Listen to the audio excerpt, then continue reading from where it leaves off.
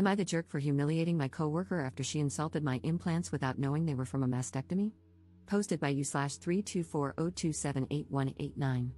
I'm 28, and when I was 24, my mum died of breast cancer after both of my nanas had also passed away from it. I got some tests done and found that I had some potentially cancerous cells in my breast tissue.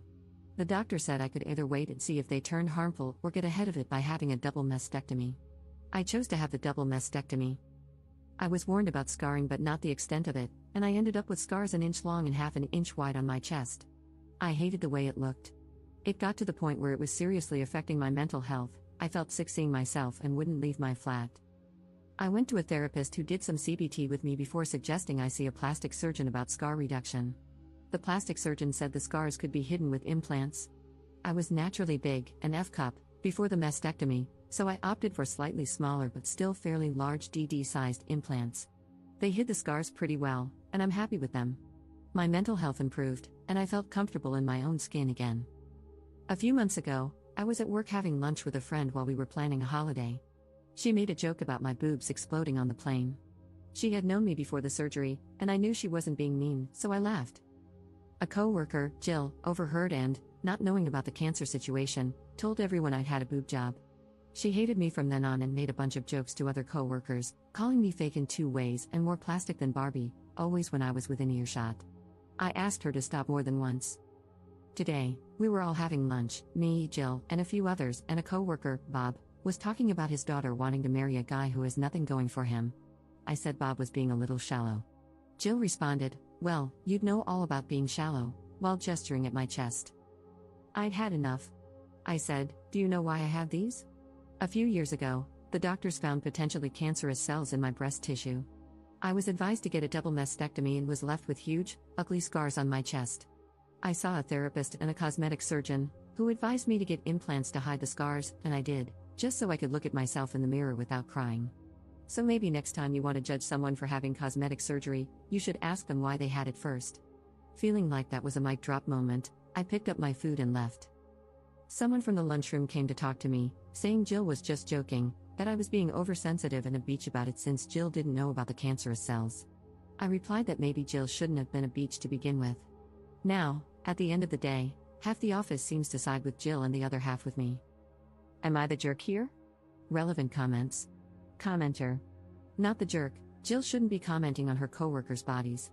This could easily be seen as sexual harassment. Up. Please mention to HR that you repeatedly asked Jill to stop commenting on your body, and she refused. I don't see this ending well for Jill since she continuously commented on your body and pushed you to the point of feeling uncomfortable in the workplace.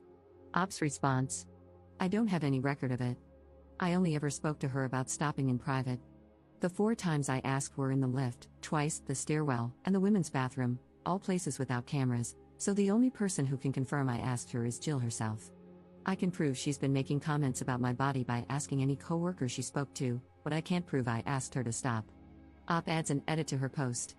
HR wants to see me tomorrow about creating a hostile work environment, so it looks like someone reported either me, Jill, or both of us. If they're dealing with it this quickly, though, it can't be good. However, some coworkers have offered to write me letters of support for HR tomorrow, basically saying that they've seen Jill harass me, complete with rough dates and times. Update 1 day later.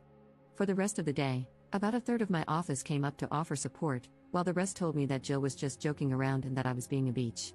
I replied that Jill had been a beach long before I was.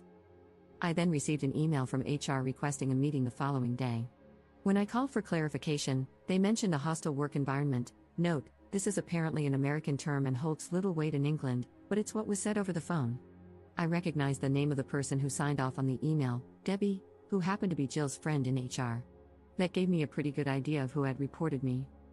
Realizing that HR was already involved, I knew I needed as much ammunition as possible, so I started gathering my information. Since Debbie had been handling my case so far, it was safe to assume she would be the one reviewing the complaint, and if that was true, I was screwed. However, I vaguely remembered a section in my contract about complaints when I first signed with the company. I flipped through my contract and found a clause stating that I was contractually allowed to request a change of reviewer if I felt my assigned reviewer was biased. The term used was impartial overseer. I photocopied the page and highlighted that section. Next, I messaged the coworkers who had offered their support on Facebook and asked, HR has asked to see me. Do any of you remember Jill insulting me to your face, and are you willing to write and sign something stating what you heard and when? Not everyone was willing to help, as Jill was somewhat feared in the office due to her friendships with HR and management. However, about 20 people agreed to back me up. I roughly estimated when I had previously asked Jill to stop, 4 times over the past few months. Some were easier to pinpoint because they had occurred during my break or when I first arrived at work. I wrote them all down, along with an approximate time of the lunchroom confrontation and a list of the names of those present.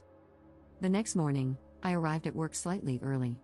I went around to those who had messaged me, and most managed to provide me with a printed and signed statement, some didn't, but no big deal. The statements were concise, but they included all the necessary details. Here's a summarized version of what they said. My name is X name. I work with Jill last name and op. On X date at approximately X time, I spoke with Jill last name, during which she referred to op as quoted insult. I found this inappropriate as it directly related to op's appearance and am willing to go on record to establish that Jill last name has been discussing op in the workplace in the same manner for 3 months now, causing discomfort and creating what I feel is a hostile work environment.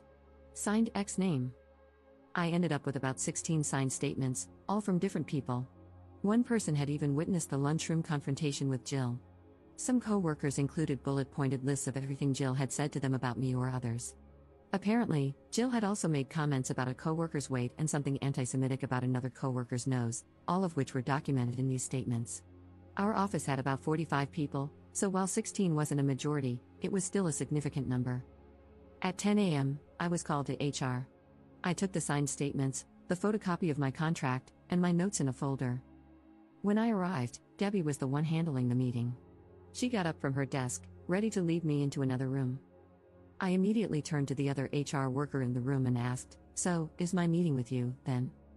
Debbie interjected, "No, you're with me."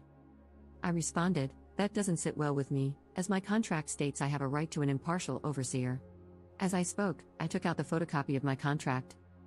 Debbie read it. I wouldn't let her take the paper when a shredder was so close by, and said she could be impartial. I replied, "I really don't mean to be difficult, but I have it on good authority that the person on the other end of this complaint is your friend, and my contract says I'm allowed an impartial overseer." Debbie stomped off to get the supervisor. When he arrived, he asked how I knew Debbie couldn't be impartial. I told him I had good reason to believe Jill was a close friend of hers. When he asked Debbie if this was true, she only responded, "I can be impartial." The supervisor sighed, then asked the other HR rep to join us. The 4 of us went in to review the complaint together. I thanked them for accommodating my request. I was worried I had annoyed them.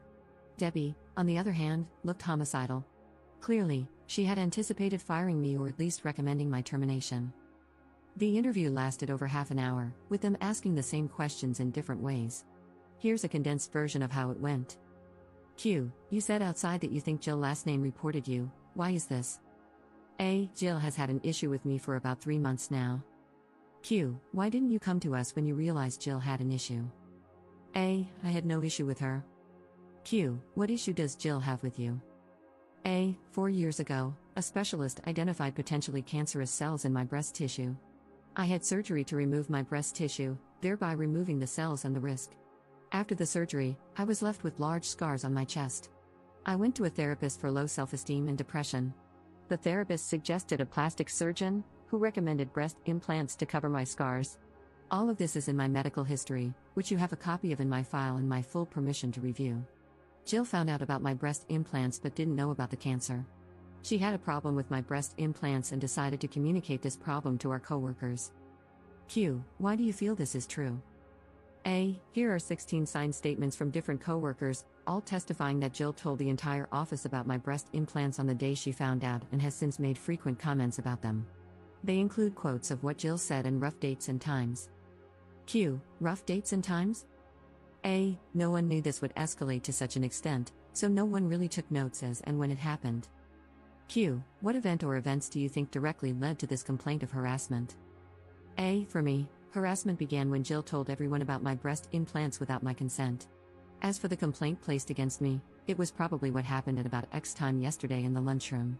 Jill made a comment about me being shallow while gesturing to my breasts, and I replied by giving her an abridged version of my relevant medical history, ending with a comment about the importance of getting the full story. There are cameras in the lunchroom, so I'm sure you'll be able to find that conversation. I'll admit I could have handled the situation better, but after 3 months, I felt I had to put my foot down. Here's a list of names of people who were also present. There were 6 people at the table, including myself and Jill. One of these people is also in those letters and has written their account of the conversation and signed it. Q. Had you had a conversation with Jill prior to this regarding her comments about you? A. Several, spaced out over the last 3 months. Each time, I communicated to her that I felt uncomfortable and upset with these comments she was making and would appreciate it if she stopped. Q. To your knowledge, was Jill made aware of your former cancer at any point during this time? A. No, it wasn't mentioned in the conversation with my friend that she overheard, and I didn't tell her because, frankly, it's none of her business. I did not feel the need to detail my medical history to a coworker in order to avoid further sexual harassment. The supervisor stands up and says, "Well, I think we're done here." He shakes my hand and sends me back to my desk, saying that I'd hear from them after they reviewed the evidence, letters, CCTV, medical history, and anything they already had, and made a decision on the case. I return to my desk, pull up my CV, and prepare to start the job search again. About an hour goes by, then the person who wrote the letter and was present for the lunchroom conversation gets called for a meeting with HR. They come back about 10 minutes later. The other people who were also present for the lunchroom conversation get called one by one, except Jill. Each of them is gone for about 10 minutes before returning, finding a coworker, and telling them that HR wants to see them. Then, the people who wrote letters but weren't there yesterday are also called in one by one, each gone for about 10 minutes, some longer, some shorter. By about 3:30, it looks like everyone who wrote a letter or was in the lunchroom has been interviewed. Then, finally, Jill gets called in. She's gone for about 30 minutes and comes back fuming. She glares at me while I work, but I ignore her. Around 4:30, Jill gets called into HR again. By 5 p.m., everyone is either leaving or getting ready to leave when Jill storms back into the office. She glares at me the entire time she packs up her desk, then starts telling anyone who will listen that I got her fired before shoving her way onto the lift. An email comes in from HR. My case is closed.